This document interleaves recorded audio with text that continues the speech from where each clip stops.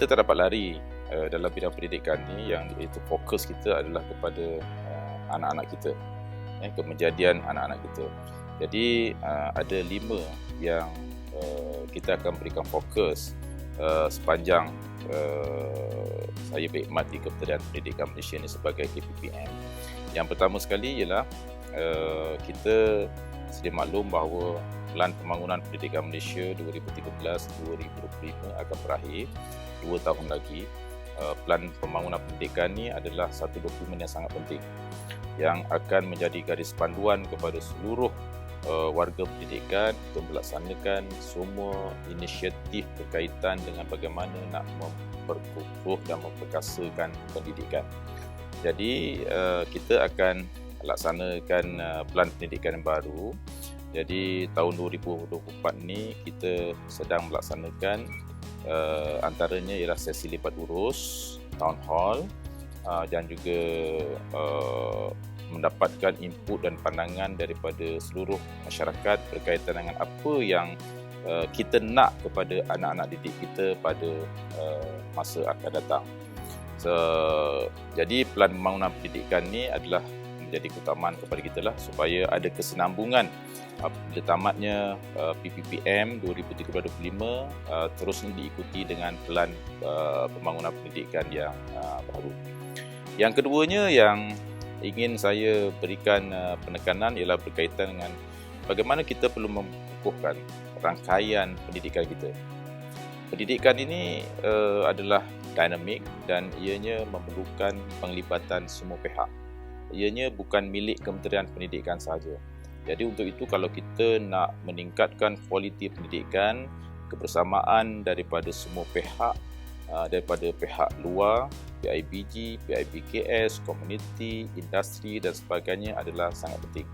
Jadi kita melihat ini sebagai peluang terbaiklah kepada kita untuk memastikan bahawa pendidikan ini dapat dipacu dengan penglibatan daripada pihak di luar daripada institusi pendidikan, sama ada di dalam maupun di luar negara.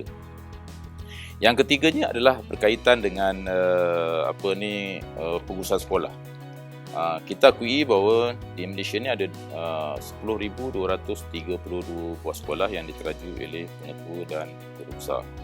Jadi fokus kita adalah untuk kita pastikan bahawa 10,232 buah sekolah ini akan dapat diurus dengan sebaik-baiknya berdasarkan kepada dasar inisiatif yang digariskan oleh Kementerian Pendidikan Malaysia. Kerana itu kita nak pastikan bahawa pemimpin yang ada di sekolah adalah pemimpin yang benar-benar berkualiti.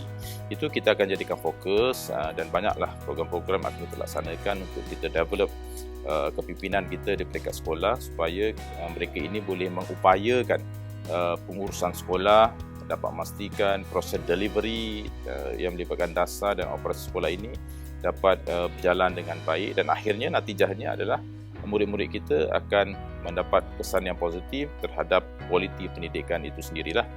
Yang keempatnya ialah kita dah ada banyak inisiatif yang sedia ada dari segi kurikulum, dari segi co-kurikulum dan sebagainya oleh Kementerian Pendidikan Malaysia. Jadi apa yang ingin saya tekankan ialah memperkasakan semua inisiatif yang ada ini yang berkaitan dengan inisiatif murid, inisiatif kepada guru dan inisiatif untuk meningkatkan kualiti organ sekolah kita. Bukan saja sekolah, tapi kolej vocational, kita ada institusi pendidikan guru, kita ada kolej matrikulasi.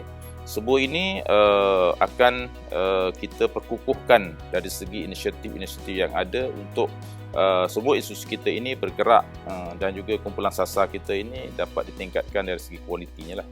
Okay, dan yang akhir sekali adalah kita tak lupa bahawa nadi kepada sistem pendidikan kita ialah guru-guru kita. Kita ada 400 lebih guru-guru kita di seluruh negara. So kita committed untuk memastikan bahawa guru-guru kita ini akan menjadi guru-guru yang hebat.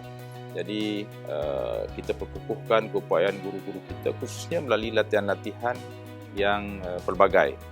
Terutamanya apabila sekarang ini kita memberi fokus kepada banyak perkara-perkara baru yang melibatkan TVET, STEM, prasekolah, bahasa Inggeris, bahasa Melayu, digital dan sebagainya. So kita ingin memastikan bahawa guru-guru kita ini boleh diberikan input yang terbaik untuk meneroka pelbagai disiplin ilmu supaya akhirnya mereka boleh membantu anak-anak mereka di dalam bilik darjah, insya-Allah.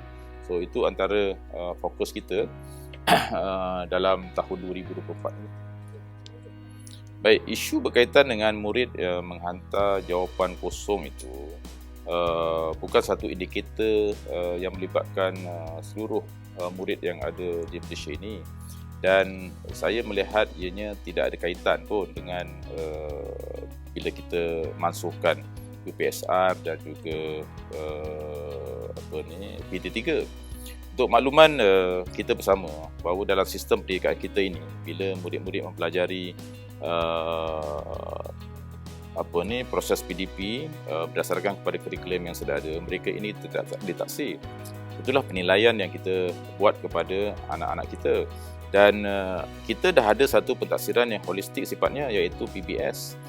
Kita ada PBD, kita ada ujian akhir sesi akademik, yang mana ianya bukan saja menilai aspek sumatif dan juga, tetapi juga formatif. Kita juga nilai dari segi perkembangan jasmani anak-anak kita melalui PAJSK. Kita nilai juga anak-anak kita melalui kecenderungan mereka, minat mereka melalui psikometrik. Dan saya kira ianya tidak berkait dengan pemansuhan UPSR dan juga PT3. Cuma yang paling penting ialah bagaimana melalui pentaksiran yang sedia ada ini kita boleh tingkatkan kualiti pedagogi kita untuk memastikan murid benar-benar menguasai kandungan kurikulum yang mereka pelajari. Jadi untuk itu, langkah yang dilaksanakan oleh Kementerian Pendidikan Malaysia, pertama sekali kita akan terus memperkukuhkan kefahaman guru-guru kita berkaitan dengan pentaksiran yang melibatkan, saya sebut tadi, PBS, PBD, UASE, psikometrik, PAJSK. Kita akan perkukuhkan kefahaman ini kepada guru, bukan sahaja guru-guru kita, tetapi juga ibu bapa kepada anak yang berada di sekolah masing-masing. Dan yang keduanya ialah dari segi kualiti item itu sendiri, kita perkukuhkan melalui latihan kepada guru-guru pembina item, dan untuk tahun 2024 ini juga kita serahkan atau berikan autonomi pembinaan item ini kepada guru-guru kita di sekolah. Ini selaras dengan Convention PBS yang telah dipersetujui bahawa item untuk ujian akhir sesi akademik akan diuruskan oleh pihak sekolah. Bagaimanapun, lembaga peperiksaan akan terus membantu memastikan bahawa kualiti dan standard item berkenaan adalah berada pada tahap yang terbaiklah dan berkualiti. Pendidikan digital ini adalah merupakan satu proses yang mana pengajaran dan pembelajaran yang diberikan kepada anak-anak kita menggunakan pendekatan digital. Dan itulah dalam dasar pendidikan digital ini, kita nak pastikan bahawa anak-anak didik kita ini menjadi anak-anak yang fasih digital. Jadi bagaimana kita nak pastikan anak-anak kita fasih digital? Jadi ada beberapa perkara yang perlu kita laksanakan. Yang pertama sekali ialah kita nak pastikan bahawa guru-guru yang mengajar anak-anak kita kompeten digital. Jadi pendedahan guru kita kepada aspek berkaitan dengan digital ini kita akan perkukuhkan supaya proses PDP, penggunaan teknologi dan sebagainya akan semakin mudah. Selain daripada itu juga kita nak pastikan bahawa infrastruktur dan infrastruktur berkaitan dengan digital ini berada pada tahap yang terbaik. Jadi kita ada banyak inisiatif berkaitan dengan coverage internet. Kita bekalkan talian internet yang terbaik untuk sekolah-sekolah kita, dan kita akan committed untuk memastikan bahawa MBPS yang kita bekalkan dari segi internet itu akan semakin ditingkatkan di seluruh negara. Kemudian kita juga nak pastikan bahawa aspek sokongan yang melibatkan kandungan kepada bahan digital yang digunakan oleh anak-anak kita itu adalah kandungan yang terbaik.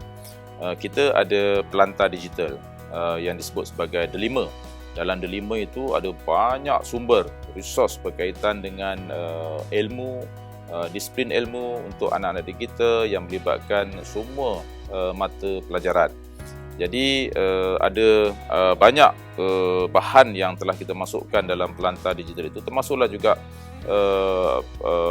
buku teks digital yang telah kita masukkan dalam delima ini yang boleh dikongsi oleh bukan saja guru-guru kita tapi juga oleh anak-anak didik kita. So itu adalah antara strategi yang kita laksanakan untuk pastikan bahawa dasar pendidikan digital ini dapat dilaksanakan dan mencapai matlamat yang kita harapkan. Pada pandangan saya, media sosial seperti Facebook, TikTok, Instagram ni adalah medium yang memberikan manfaat kepada semua orang, termasuklah juga kepada anak-anak didik kita di sekolah. Kerana melalui medium TikTok ini, sekiranya dia digunakan dengan betul, ianya akan memberi manfaat yang terbaik. Banyak sumber-sumber pendidikan yang boleh kita peroleh daripada akaun TikTok. Contohnya, anak-anak kita lepasan sekarang ni bila mereka tamat SPM, mereka nak mengikuti program melalui permohonan UPU. Jadi apabila ada akaun TikTok berkaitan dengan UPU ni, mereka dah mudah untuk faham bagaimana mereka nak akses UPU dan sebagainya. Itu yang saya maksudkan sebagai kalau kita menggunakan akaun TikTok ni dengan betul, maka ianya akan memberikan manfaat yang baiklah kepada anak-anak kita.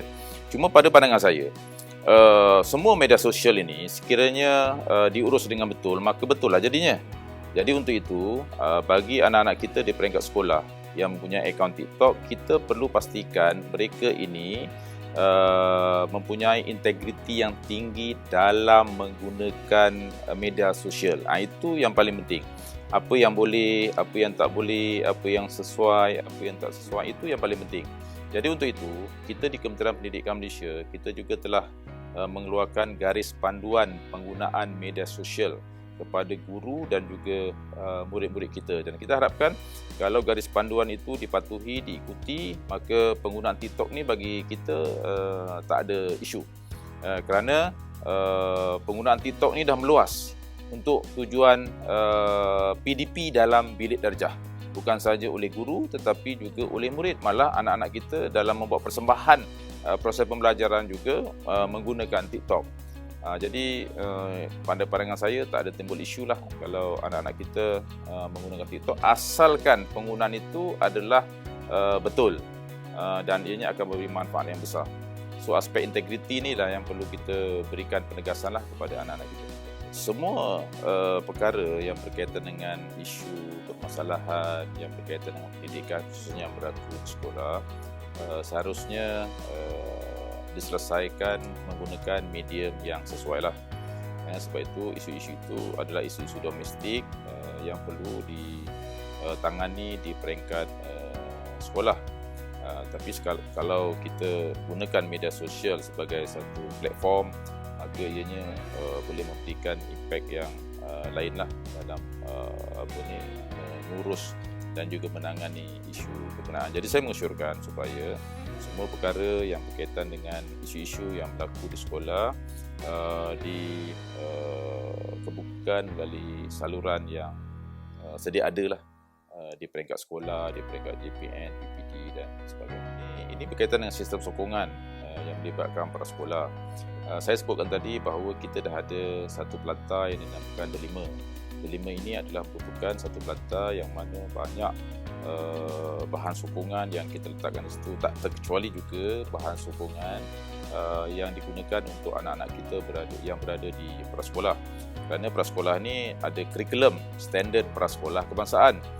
Jadi bila ada kurikulum standard prasekolah kebangsaan, maka kita susul dengan banyak bahan-bahan sokongan untuk tujuan PDP, termasuklah video dan sebagainya yang kita masukkan dalam pelantar delima. Jadi itu pendekatan kita untuk memastikan bahawa jurang pendidikan ini kita dapat tanganilah di peringkat sekolah. Dan seterusnya dari segi infrastrukturnya juga, prasekolah ini kita tak pernah kesampingkan. Jadi setiap kelas atau sekolah yang ada prasekolah, sebanyak 46% sekolah telah disediakan dengan talian jalur lebar lah, 4G. Manakala di kelas-kelas prasekolah ini juga kita bekalkan dengan